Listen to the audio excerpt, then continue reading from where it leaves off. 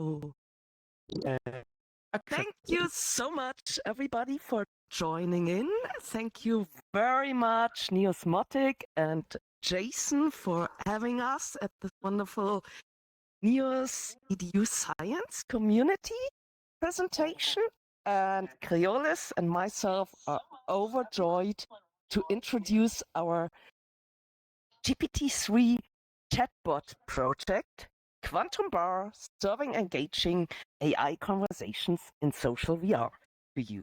But let's start with an introduction of ourselves. So my name in VR is Xaos Princess, and in real life I'm called Christina Kinne. And in the first half of my life, I've been a filmmaker, and I got a art school diploma, which is translated to Master of Arts in Film and Television Feature from Munich Film School. And after that, I became pregnant, and suddenly in like 2013, 14, 15, my social life came to a total halt, and I was pretty lonely being like a screenwriter on my computer. But my social life was saved by receiving my pre-ordered HTC Vive in 2016, and I was so lucky to quite soon encounter High Fidelity, which has been Philip Rosedale's social VR platform, like a successor of Second Life, and High Fidelity was where I gained all my content creation spores and learned all my skills, and where like my dream of living in the metaverse became true. But unfortunately, in early 2020, High Fidelity pivoted to doing spatial audio, so I jumped on board with Tivoli Cloud VR, who forked the High Fidelity code, and I've been with them as a Chief Marketing Officer and Events Manager. But unfortunately, as of last week, Tivoli Cloud VR closed as well. But I was lucky, and later in the talk, I'm gonna refer to the best pivotal moment, which happened to last November. And what I also did to keep busy in the pandemic was I picked up a second round of Master of Arts studies, this time in digital narrative at the International Film School Cologne. And now I give it to Kreolis. Hey, I'm Kreolis. My real name is Marius, and I come from a completely different background. I'm a physicist by trade. I finished also my physics degree in Munich, and then I'm also a little bit part of the film industry, so that's actually how we met. Because I'm in the committee of the Short Film Festival. It's quite nice actually if you have time and the travel money. You should join. And and now I'm in Finland doing my PhD in satellite systems, so not related at all to this, other than the coding, I guess. Back to you. Yeah. Oh yeah. And by the way, I'm the project lead, and Kreolis is the technical director. This is the jobs we chose for ourselves. And now we're going to structure the talk in like 4 parts. We have the team introduction, and now we want to talk about Quantum Bar, the social VR experience. So very early in my studies, my professors urged me to pick up a practical digital narratives project. So I did a lot of ideation. And the first thing I did, like a good entrepreneur, is like I identified a problem, which is lonely social VR users. So that happened to me on High Fidelity as well as on Tivoli Cloud. Finally, you get spare time, you log into VR, and you are in the most beautiful 3D environments, but none of your friends is online. So after 5 minutes, you log out again and go Netflix and chill. And this leads, of course, to low concurrent user numbers if everybody does that. So the idea is to give people an engaging activity so that they stick around and that they like drag more of their friends in because they see them online. So the idea for our project, the solution to that problem is to open the quantum bar in social VR and to serve engaging AI conversations 24/7 in order to give users something socially engaging to do and to collect like crowds and circles of friends. And here is the pitch for our experience. It's imagine a bar with an AI bartender that offers you a drink. You are in the metaverse, and the bartender is an artificial intelligence with whom you can have engaging conversations around the clock. And I read that in such a holy tone because this pitch isn't written by me or Kreolis, but by the star of our show, which is GPT-3, or in longer spelled out form, it's the Generative Pre-trained Transformer 3 by OpenAI. And this is the third generation of their language prediction models. It uses machine learning to analyze and compose text, and it's trained on 175 billion learning parameters, or rather to say, on all of Wikipedia and on all of the most liked Reddit threads. So it earned like a lot of training data. And what's so groundbreaking about GPT-3 is that it can be prompted and programmed in human language. So you don't have to be an AI IT specialist and coach the whole rules of the conversation, but it's a very easy and powerful tool, especially for artists, creators, narrators who aren't necessarily that well knowledgeable in AI programming. And here comes our planned user journey. So the idea is to have the quantum bar in NeosVR or in social VR, and have like as soon as the user approaches the barkeeper greets the user and offers them an uplifting conversation, being empathetic to the user's joys and sorrows, but also like informative if the user has inquiries. As an additional feature, we also want to use sentiment detection and read out the mood of every dialogue line of the user and use that to steer music and lights in the quantum bar world. And since memory is incredibly expensive for AIs, we only want to limit the conversation to a maximum of 10 minutes. And after that, the barkeeper will say his farewell and gift the user with like a souvenir card on which the whole conversation is summarized and which can be like saved into the inventory and later on also like downloaded from our homepage.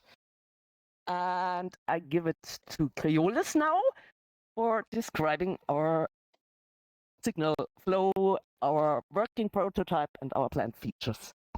Yeah, so you heard now basically the high-level description of what we are doing, and now I'm going a little bit more in detail about the low-level,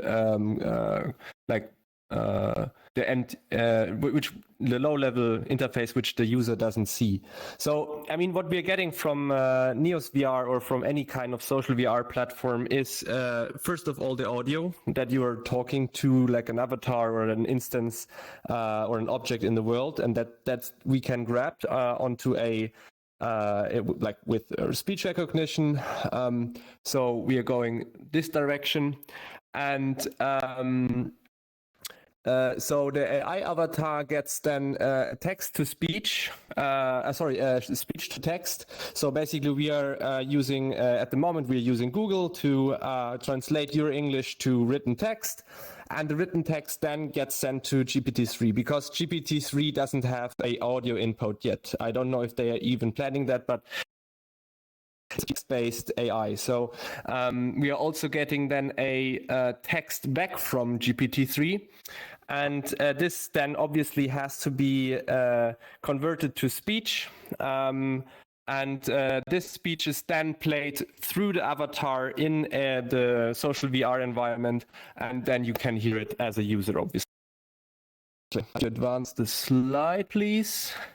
All right. So this is what we are currently having, and the idea of expansion would be what Chaos already said. We want to implement a little bit more lifelike features, like the mood of the dialogue should be reflected also in the environment, and maybe also some like gesticulations and animations of the character, just to make it a little bit more lifelike. And it helps also to create a little bit more the feeling that you're actually talking to an avatar or to not some kind of program in the background, but actually an AI with a body that is standing in front of you. So for that, we are currently using the Da Vinci engine, and GPT-3 has multiple engines that you can use. They're differently trained a little bit, and they're also different. Are costing more computational power and also money, and the most expensive and most accurate one we are using for the dialogue generation, and there we want to have a proper summarization done and then give it out as a souvenir card. But we can also do a little bit use a little bit lower engine and use this to detect your sentiment. So at the moment we are doing 3 stages of sentiment: positive, neutral, and negative. And then we could use this data to change some entity, color, maybe the music, maybe even more. So that's the whole idea about the back end. And I'm giving it back to you, Chaos, for your more like philosophical. Yeah, it gets philosophical for now. Yes. It's also like let's talk about the scope, which starts in the present. So what we're currently busy working on is to create a showcase of the quantum bar on NeosVR and to make it work here and user test here. And derived from this, we also want to create a standalone, so to say, festival installation, which we want to showcase at films and arts festivals, as well as tech and healthcare conferences. And then once everything is running smoothly and we're live, we also hope to create like 3 more bartenders for the quantum bar, and also experiment with the different characterization possibilities which such a chatbot could have. And a dream of mine for the very, very long run is to hook up with psychologists in order to turn this idea of a empathic AI chatbot into a mental health care application. But this is something I'd only dare in collaboration with professionals. Now we come to part 3 of the talk, which is my Master of Arts thesis. So the quantum bar is my digital narratives thesis project at the International Film School Cologne. And yeah, this is how studying looks like in pandemic times. And I always can't wait till they transfer that into social VR. I always want to get out of Zoom, but it doesn't work. And as a topic for my,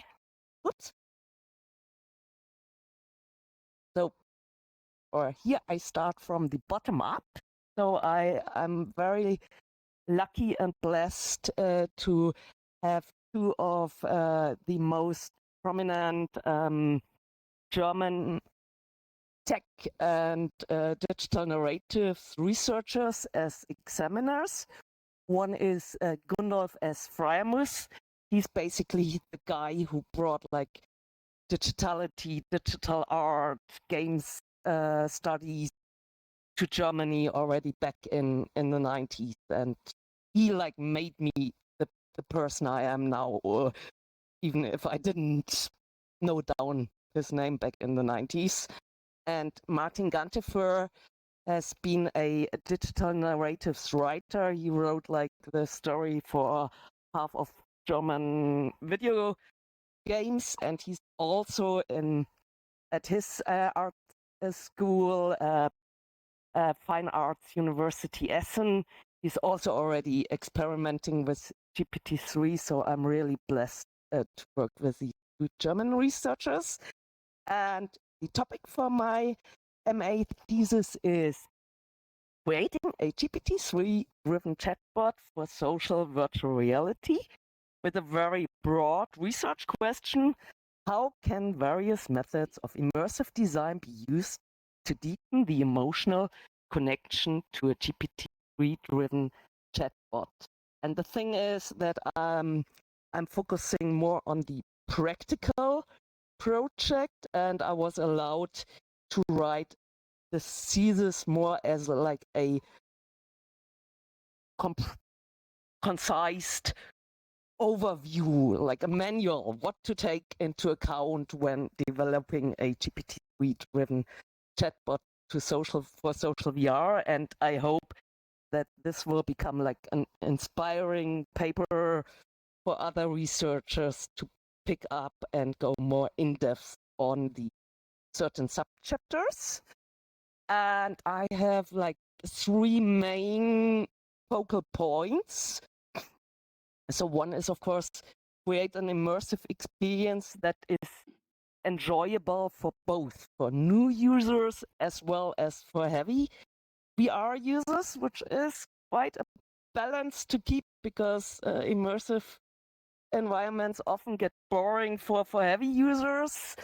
But if you make it interesting for heavy users right from the get-go, you might chase away somebody who's in VR for the first time. So this is something to keep in mind. And I will focus also like on the onboarding, respectively entering the enchanted place. There my main source will be Janet Murray, who did like a great overview on how to design immersively in her groundbreaking paper Hamlet on the Holodeck. And we also want to make this exercise this practically by making the onboarding as easy as possible. And we also want to provide like a little variety of avatars for new users, because I think it's also like very important that if somebody is the first time in VR, that they feel good in the avatar's body, and not everybody is happy with just floating hands. So that's why we want to make the onboarding as good as possible and also provide users with good bodies.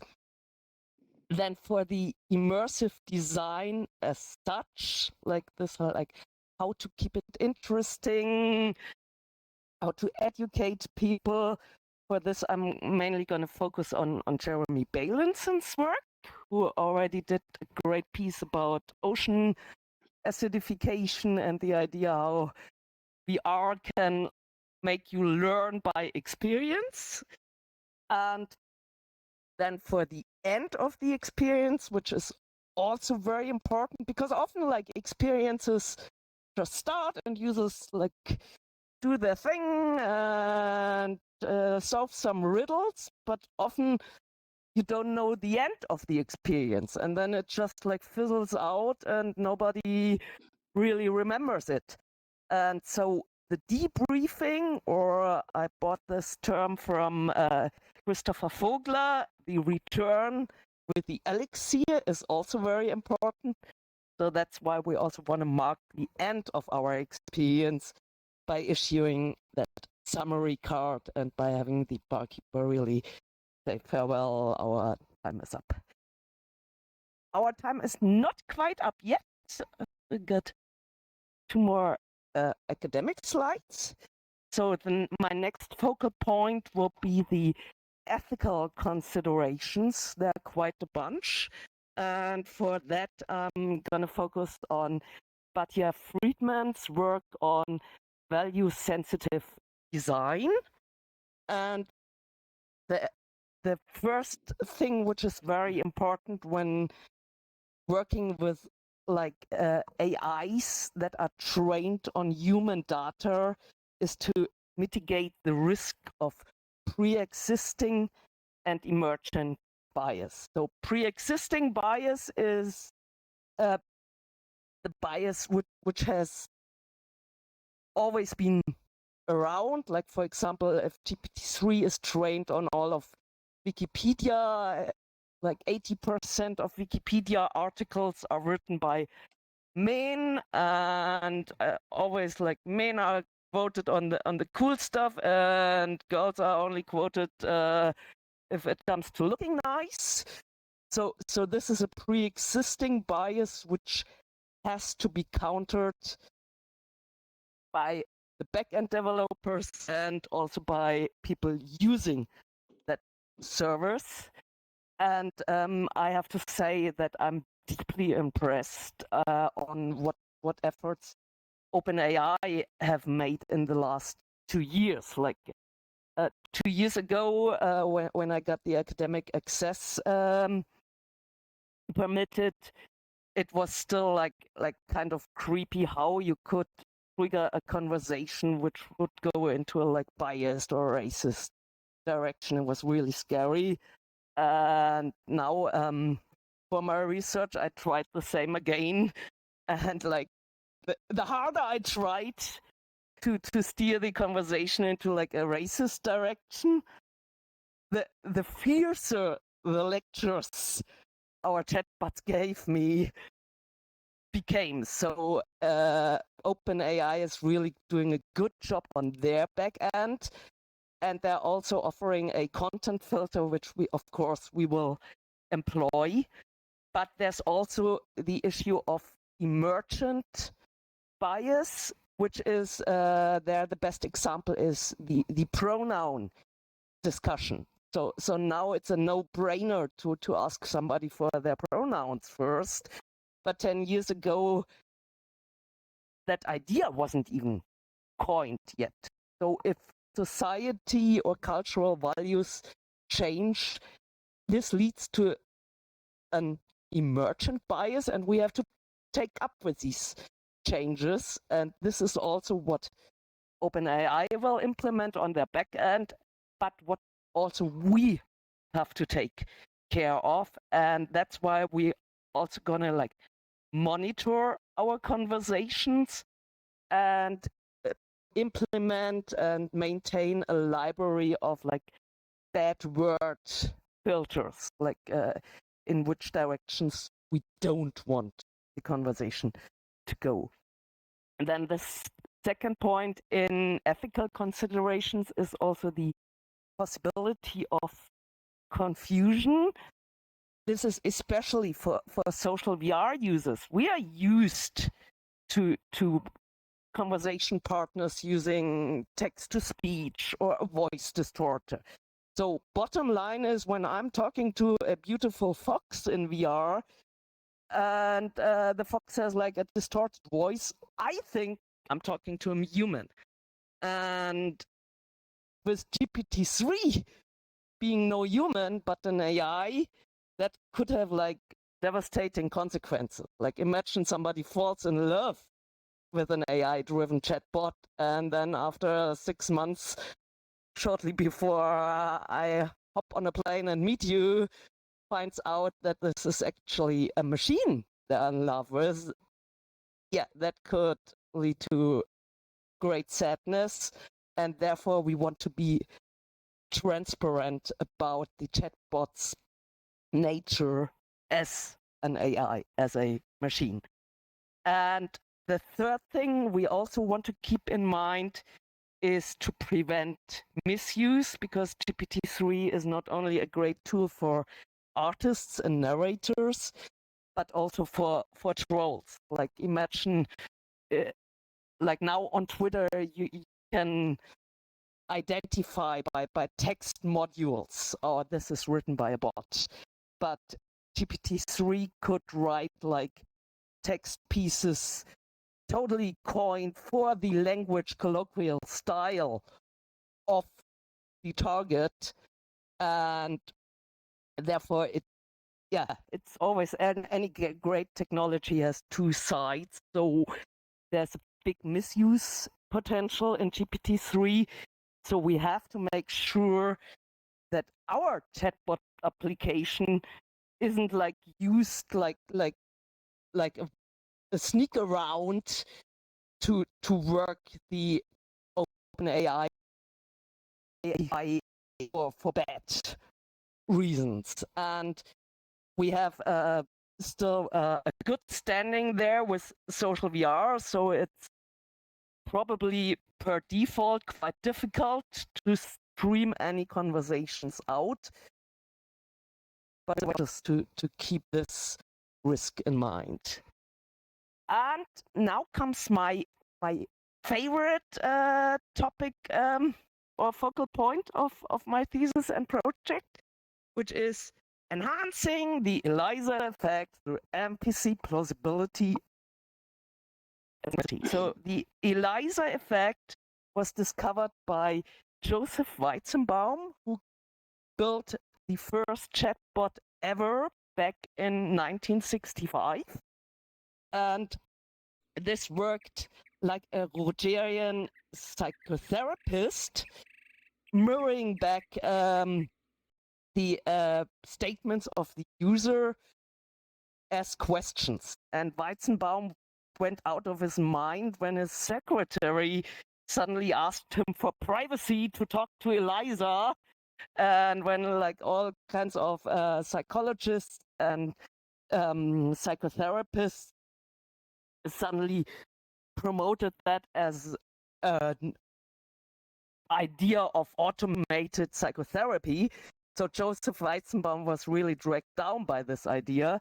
But for us, it's important, it works. And if it even worked like more than 50 years ago with a rule-based chatbot, it works even better with GPT-3, which attunes itself to the conversation partner's colloquial style. And of course, it's also important in the avatar representation to avert uncanny valley effect, like to give the avatar a non-human appearance and also voice. And now comes my very, very, very, very favorite part, which is the plausibility and synchronicity. This is a idea Mel Slater originally coined, which is you have to structure the chatbot's appearance and movements according to the flow of the conversation. And therefore, we want to implement 3 kinds of animations, like idle, if nobody is around, talking like I do, and also like thinking, like some head scratching, to give a reason for our like 1-2 seconds lag, which we don't come beneath. And okay, so now I come to the super pivotal moment, which made me totally happy when I anticipated that maybe Tivoli wouldn't last forever, which is like in November last year, I went to see Alien Rescue by Jason Moore and team and ensemble, and this was one of the best evenings in my virtual and in my real life ever. Not only because Alien Rescue actually looked like a AAA game. It was amazing what Jason and team pulled off there in terms of rendering quality and how the whole world looked, but it was also such a great social evening, and it was just heartwarming to be there. And so these were like, yeah, the main reasons also to bring this project to Neos, like the creative community. I've seen the most inspiring projects and the most welcoming atmosphere of all social VR platforms I've seen in here. Then it's also, in our opinion, currently the most versatile and potent platform on the market. Like I talked about the rendering, the logic scripting, the headless servers, and the peer-to-peer functionality. Then, which was important for me, was the easy accessibility via Steam. So this grants me that I can get also my examiners and professors in to see it. And I hope I don't trigger a wasp nest there, but I was also very happy to hear about the in-world economy, because Neos credits would give us an option to like refinance token costs, which can become quite expensive, maybe through an automated smart contract entrance fee or pay-per-talk system. And now this is my second last slide. Now I come to commissions and collaborations. So by commissions, I mean, I'm very happy that my university has provided me with a little money, fiat money budget. And so we could really use some help on UI tutoring for logics and for 3D building. So it's so much fun to build and to create in Neos, but sometimes we're like, oh, what button do I have to press to open which window? And or maybe outsource logic scripting itself. So if somebody would like to help us with getting our souvenir card in, or streaming the material colors with sentiment detection, that would be awesome. Then there's a few more general things. We always could use advice on setting up a headless server, and also, yeah, I had that already for the souvenir card, on displaying third-party content in world. And now always also on the last line, this is for me at the moment the most important function I'm hoping to get to the chatbot, is the implementation of triggerable animations, idle talking and thinking, for a desktop avatar, namely the Neos Facebook 2021. And in addition to these commissions, which I could actually like pay for, we also hope for collaborations. So on the one hand, I'd be overjoyed if there's other GPT-3 researchers in the community. So maybe we could hook up and design like 3 additional barkeepers together, or have like a whole GPT-3 driven bar stuff. Then what would also be amazing, and I'm looking at Jeremy now and at Alex, and would be maybe we can really, as AI researchers per se, get together and design like a joint experience, which takes like all kinds of AI projects together and issue this as like an AI fair, or also go to this with festivals to educate the public about AI. So that would be something amazing too.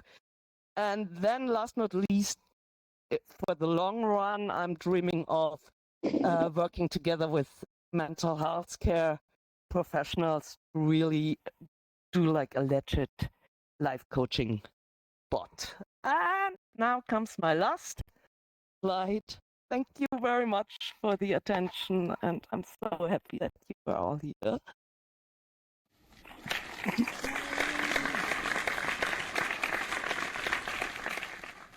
And now we are open for questions, at least for a short amount of time.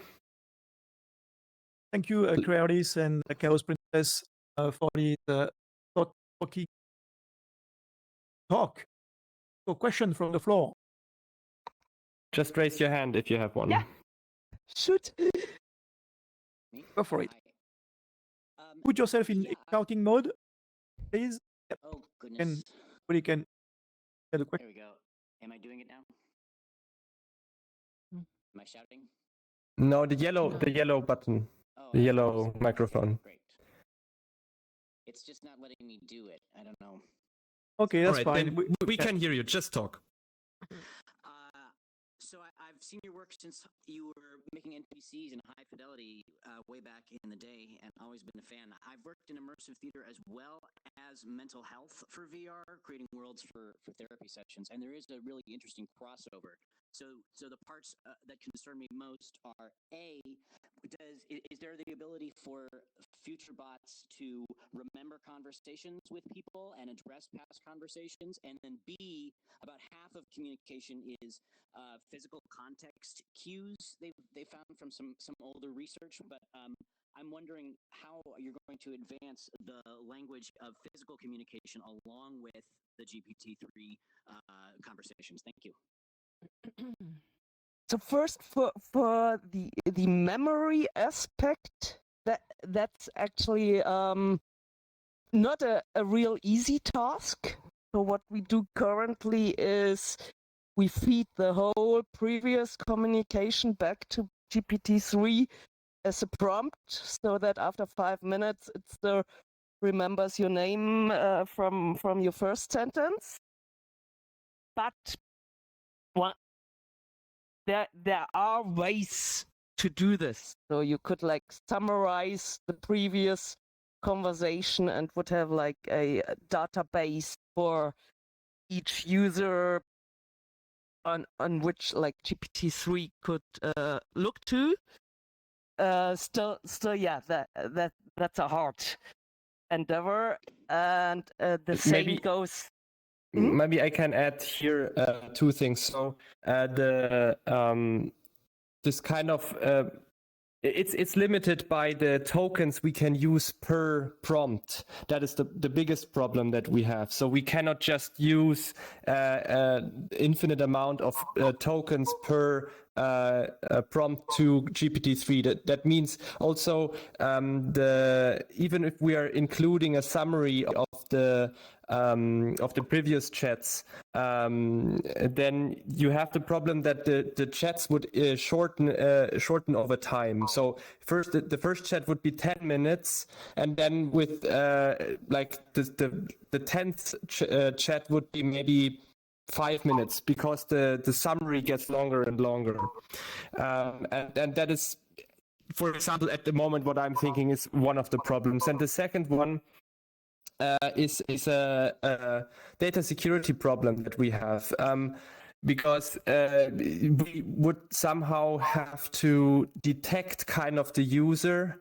and have to store data of the user, and then we have to get his consent that we can save his data. If we are doing it right now, like we're doing it right now, we don't have the problem. The data is nowhere saved other than during the actual conversation, and after that, of course, in your in the souvenir card. But that's all. Yeah, we are not keeping any data of you. So there's a little bit of a trade-off that we have to do here, I guess. Yeah, making it HIPAA compliant sounds complicated. It's for our application it's good because we are like also very privacy concerned, and so that's why we want to keep it like 10 minutes is what you get. 10 minutes the chatbot will remember, and then it starts anew. That was also a reason for the choice of a bartender, because with a bartender it makes more sense if he doesn't remember every single customer. But it is done with Replica. Replica actually trains their model on these specific users. But yeah, this is a feature for actual collaboration, because on the one hand you'd need like psychology professionals on board to make sense of the data, and on the other hand you'd need a database for every user. And with your second question regarding the gestures, this is also a thing for collaboration that I yet again looking at Jeremy. I know that Jeremy and his colleague Professor Steve DiPaola are doing good research with that at Simon Fraser University, but this would be a modular thing. For the moment we are only dealing with the audio signal. Thank you. Thank you. Next question. Looking at Jeremy. Before we turn into a conversation here, let me try to get another question from the back of the room over there. Yep. Okay. Oh, I can't hear him. Nanotopia. Can I hear you? I think I was just scratching my head. That's good. Oh, I'm sorry. Yeah. fair enough. No, All right. my head, Emish. Hello, and thanks for an excellent talk. I'm also really fascinated by your mental health application, because in our country, in Australia at least, we're having a huge epidemic of mental health problems at the moment, mostly as a result of lockdowns and the like. Not only you, yes. It's all over the world. I guess that's true all over the world. And we're also suffering a bit because it's taking some years. There'll be a lag between our efforts to train up a whole lot more psychologists and their graduation. And so there's a really serious window for us, especially in remote and rural locations. As you know, Australia's an enormous empty country. And I wonder whether you think there's any fantasy of your application being brought to bear during that couple of years, or are we talking about a distant future fantasy? It's hard to pinpoint dates on that, because like the motivation for us was exactly the same. Like COVID triggered a mental health crisis. The waiting times for therapy becomes longer and longer. Still really automating this and creating it in a way that it's not maleficent. That's really a tough endeavor. So our idea is mainly, first of all, to work with a raw GPT-3 model, which actually, using that Rogerian ELIZA trick, is already for me pretty soothing. So if I want to talk about something, I can go to the chatbot. But first of all, we want to stage like a working prototype. So yeah, here is the proof that the AI can read what the user thinks and can have like a natural, nice conversation with it. And working up from this, it would would be rather a big dream, but this is like getting more departments, so to say, on board. Also like the gesture recognition, and a psychologist who helps to write the GPT-3 prompting, because this is something I unfortunately haven't studied. So it's rather maybe in 3 years. I can add maybe a little bit. I think actually we could do it quicker. It's very much depending on what the actual psychologist would research in that case. So I think if in some cases you can make already like patient studies with like this here if it really was required, but that it's depending on the use case, I think, very much actually. Sure. I think that's, again, why you should perhaps start with youth mental health, because I think that would be less maybe technical and also the more approachable for the use of the technology. So I think that's a really exciting area. So thank you. Thank you. But Another now question. you have Yes. a question. Have a question. Yep. All I'm right. Sorry. wondering, Yeah. Have you considered, or maybe you've worked with any open BCI technology? Like, I'm wondering if you could integrate something that does potentially read emotion, heart rate, and when you speak of gestural, of course, I thought of that as I'm currently working on something with a neuroscientist, and we're awaiting the Gallia headset, for instance, from OpenBCI. But yeah, so I just wonder, like, if that's something that could be integrated with this AI.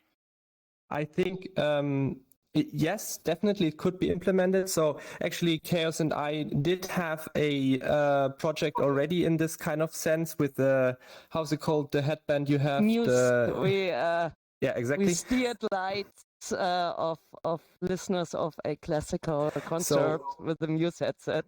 Exactly. So, and if we're going with the same concept, then I think you can do it, but I would not do that in Neos or like as a public server or something like that, but rather for an experience, like for where you go in and get all the gear from us, and then you go like in VR and do it, because I think to synchronize all of the different stuff to Neos is quite heavy, and it has to be set up, and then the user is there also that has to do it.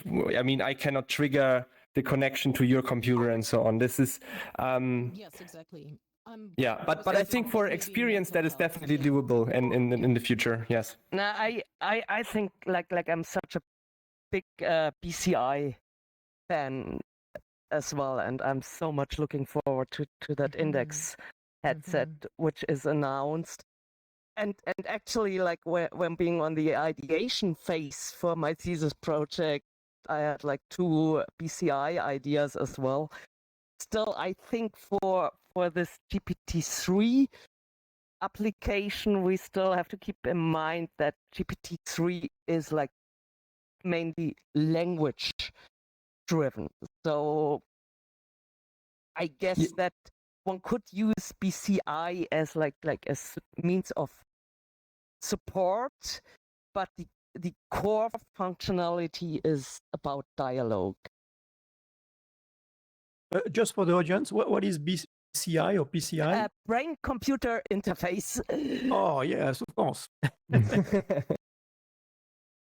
Yeah, thanks, Chaos. Okay, a question here from Deka. Yep. Yeah, thank you, Chaos and Kreolis, for that wonderful talk. I had a question related to your main research question, which was, if I understand correctly, about identifying these immersive methods for an immersive experience. So I already see that you have a couple of cool ideas, like changing the atmosphere based on person's mood and giving a handout at the end of the experience. My question is, like, do you think there are any methods or like approaches to immersion that you have in mind, but it's currently not feasible with the current state of technology in VR? There's like one design approach I have like written over my imaginative bed, which is like keep it imaginative, because at the moment we can't deliver state-of-the-art realism, and so currently, as I see it, VR technology is like VFX technology in the early 2000s, late 90s. Like VR is in the state of the dinosaurs in Jurassic Park, and it's gonna become better and better and better. So yeah, currently we also have like this accessibility hurdle, and at the moment we have to have like this good mixture. Like it can't be that you have to have like a 3080 Ti and a supercomputer to render that experience that would make a great experience for like 20 people. But yeah, on the other hand, we also don't want to. That's why we are on Neos. We don't want to use only like quest performance, low polygon ideas. So I think, yeah, currently with immersive design, we have to find the right balance between accessibility and technical conditions, and work with imagination. Like here as well, like yeah, let's have a nice dome. We can't. It would be too many polygons to put in the foyer of the United Nations, but use something else which looks good and be imaginative, so that you don't fall into the uncanny valley, even if it comes to approach display of realistic environments. So at the moment, but it's really like the Wild West, and this is also very exciting at the moment. Yeah, Very thank you. exciting indeed. Thank you very much, Deka, for your question, and very much for the audience for all the questions. We need to be mindful of the time.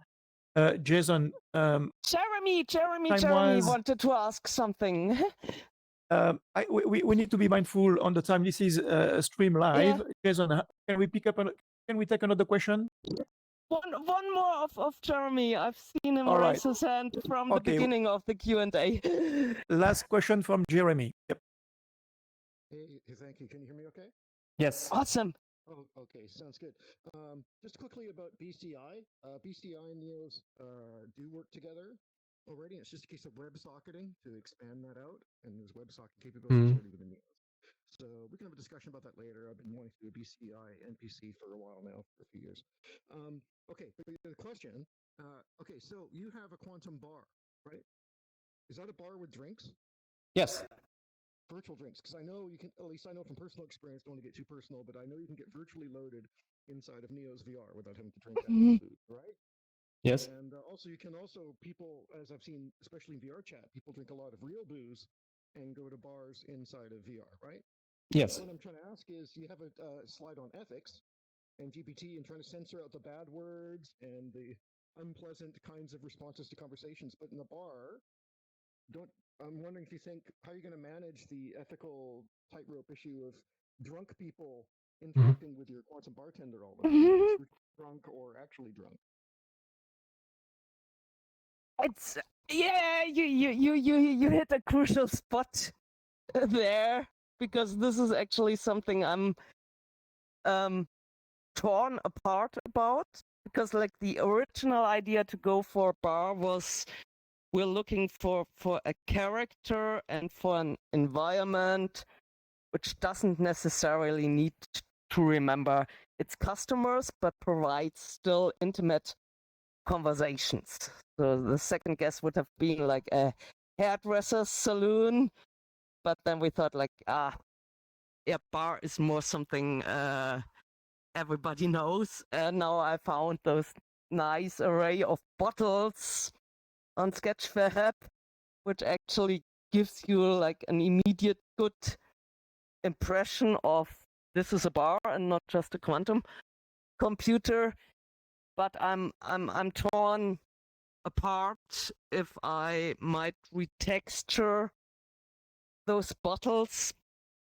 So it's actually an issue that there's a lot of alcohol happening in bars. But our bottom idea was to have like a community place, an environment like a bar, but we'll have to see with that, also with our bad words library and the idea how we steer the conversation, because of course we don't want to promote drunkenness and boost.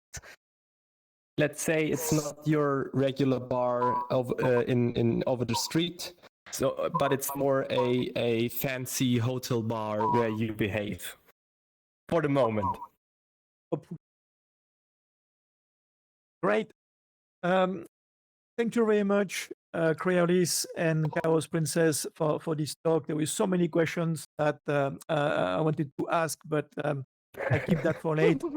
Thank you, Jason, again for the technique, and our apology for the late start due to some technicality, but we're going to try to fix that in the coming days.